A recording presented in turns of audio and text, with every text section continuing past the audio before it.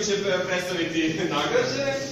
Branislav Dimitrijević će u ime žirija predstaviti nagrađenog, odnosno pohvaljenog, dobitnika nagrade pohvale izbranog strane žirija, a Jelena Minić će predstaviti onog nagrađenog izbranog glasovima ljudi učesnika aukcije, koji su svi vi koji ste ovde i učestvovali ste i umetnici koji su donirali radove, a glasali su online jer nisu mogli da budu ovde.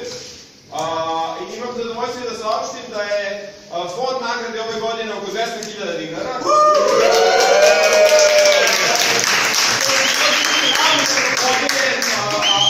Kao nagrađenim kandidatima. Tačan iznos i plaćanje sledećim narednim danima, jer neki ljudi su bidovali više nego što imaju sa sobom, pa će platiti. Verujemo, dakle, predavanje para će isto biti javno, a sada prepuštam reč Branislavu i Jeleni. Zahvaljujem se svima što ste izdržali ovoliko dugo, toliko je bilo radova da je moralo ovoliko da traje.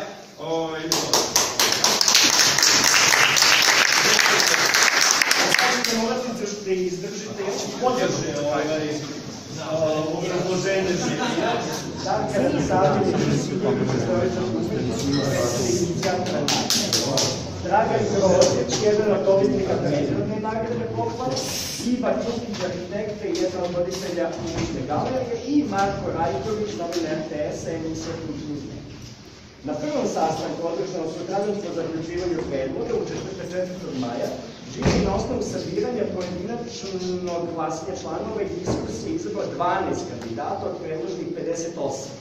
To su Vesna Milosavljević, Slađana Petrović-Varadić, Miroslav Mandić, Miroslav Karić, Milan Kralj, Joana Markade, Ivan Zupanc, Goran Denić, Dušan Savić, Dušan Rajić, Danilo Prnjak i Žolt Ković.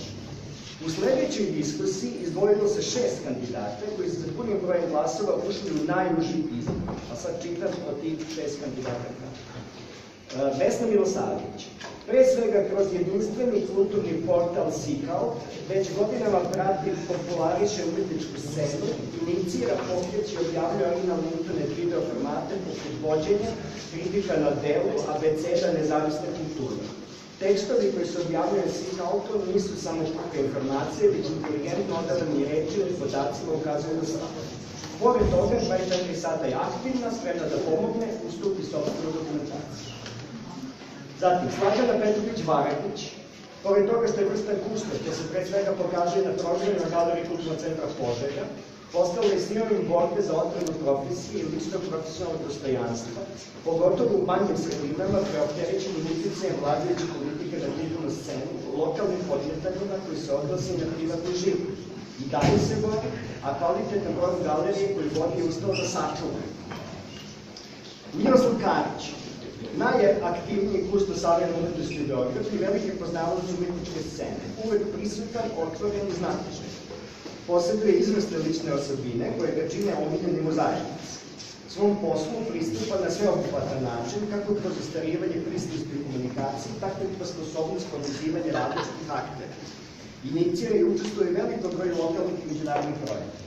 Miroslav je neko ko bezrezervno pomaže drugima, nikad smoren, uvek pun entuzijazma i elana.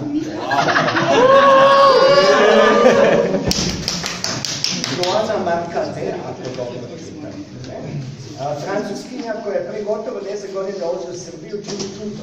Poput neke centrifuge privlači, akumulira, rastavlja i sastavlja lokalnu street i fanzine scenu, obavljajući naizgled nemoguću misiju da stvari pokrene, da smisao i operacionalizuje. Joana je zaslužna što imamo internacionalni festival Novo doba, što je pokrenuto i funkcioniše krajnje neobično mesto Matrijaršija, gde se susreću i nešto i zajedno rade nesvojive ličnosti. Zatim, Goran Denić. Nesvesno je iz srca i ličnog ubeđenja pokrenuo mnoge inicijative koje su samo pre par godina bile fikcija, a danas su model, na osnovu koga mnogi funkcionišu, a to i dalje radi. Sa iskustvom duha Afrike gde je studirao i ličnim nemirom drma i uznemirava lokalne prakse. Kao umetnik uvek je problematičan i provocira sistem.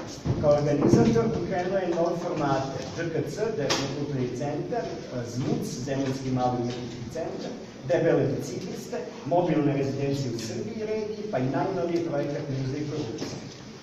I šesti, Dušan Savić, Istoričar umetnosti sa specifičnom izlagačkom praksom. Svoju galerijsku avanturu započeo je kao asistent Jelene Spajić u galeriji FLU, da bi kasnije bio inicijator galerije Inex Film. Nakon toga blisko sarađuje sa ekipom okupljeno oko Kvaka 22 i inicira nastanak legata Franklin, od koga je digitalizovao preko 2500 naslova i organizovao niz prezentacija različitih umetnica. Trenutna je likovni urednik galerije Dom Omlete, u okviru koje nastavlja svoju specifičnu kustotsku praksu i pravi ga je centar i važan izložbeni prostor. Žiri je imao težak zadatak da od svih predloženih izabere samo jednu nagradu. Svi koji su se našli u užem izboru zaslužili svaku pohvalu, jer čine mnogo za umetničku štenu, što u kraćem, što u dužem periodu. Bilo je predloga da se definiše više pohvala za utemeljivanje novih praksi, za specifičan doprinos, za uspešan nastavak porodičnih praksi, za nove energije. Usled postojećih propozicija nagrade, ove godine žiri dodeljuje samo jednu pohvalu. Na osnovu rasprave o svim kandidatima iz najjužih izbora, žiri se našao pred velikom dilemu. Postavilo se pitanje da li posebno pohvaliti višegodišnji kontinuitet u radu ili novije prakse u razvoju umetničke scene. Po ovim principima izdvojilo se dvoje kandidata, Joana Markade i Vesna Milosavljević.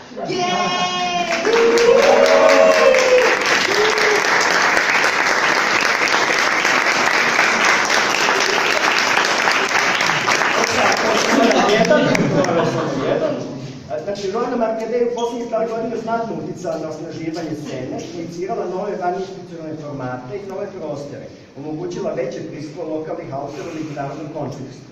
S druge strane, Vesna Milosavljević kontinuirano i neumorno podržava i promoviše savremenu umetničku scenu, hrabro je prepoznaje ključne teme za njen rad. Poštujući uslov inicijatora, da žiri mora da se opredeli samo za jednog kandidata, većinom glasova žiri je donao odluku da ovaj put pohvala i velika zahvalnost ide u ruke Vesne Milosavljević.